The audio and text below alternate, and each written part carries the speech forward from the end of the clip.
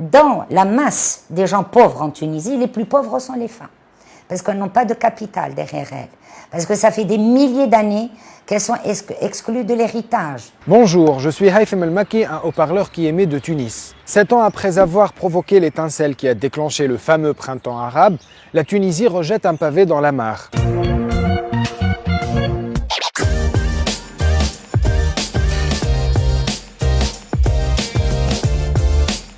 Voilà une nouvelle pandémie venue d'Afrique du Nord qui risque de contaminer tout le monde arabo-musulman.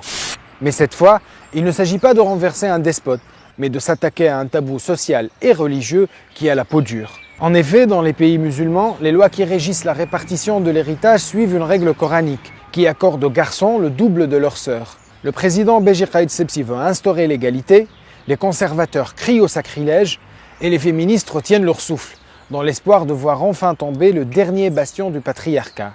Donc déjà, c'est un sujet tabou, d'intérêt financier, où on peut utiliser la religion.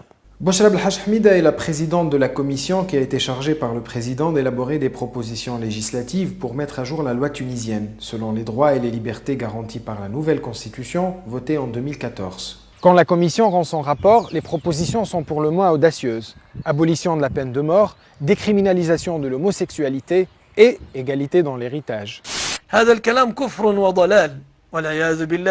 L'onde de choc secoue le voisinage, les cheikhes s'enflamment, du Maghreb jusqu'au golfe Persique. Les furieux menacent le président, la commission et tout ce pays d'hérétiques de damnation éternelle. Et ça, c'était les plus pacifiques. Mais la première cible désignée pour le bûcher reste zen. Et elle a 2 mots à dire à ses agresseurs. Je leur demande de revoir, de se calmer.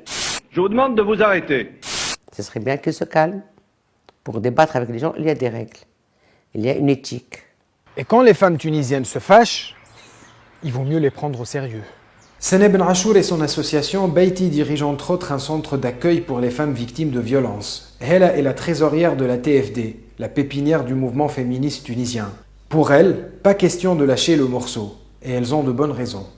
Dans la masse des gens pauvres en Tunisie, les plus pauvres sont les femmes, parce qu'elles n'ont pas de capital derrière elles, parce que ça fait des milliers d'années qu'elles sont exclues de l'héritage, parce qu'il y a des régions entières ou même la moitié, elles n'arrivent même pas à obtenir la moitié charaïque qui leur est accordée. Et ça, c'est du droit coutumier, c'est-à-dire au niveau culturel, généralement les parents ils ne peuvent pas donner vraiment l'accès à la terre à des femmes. Ce sont les hommes qui prennent les terres et qui prennent même la petite maison, ou je dirais les 2 chambres familiales. La résistance au changement se fait tenace. Et ça tombe bien, ces dames le sont aussi. Il en faudra bien plus pour affaiblir leur détermination. Tous les êtres humains sont égaux.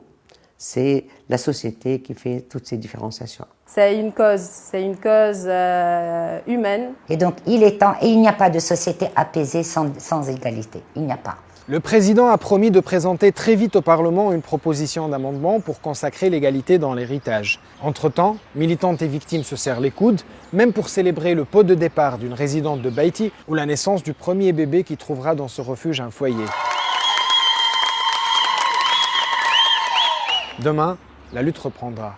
Fin de la transmission, merci de nous avoir regardés. Je vous invite à découvrir les autres haut-parleurs sur notre chaîne YouTube et sur les réseaux sociaux. À bientôt!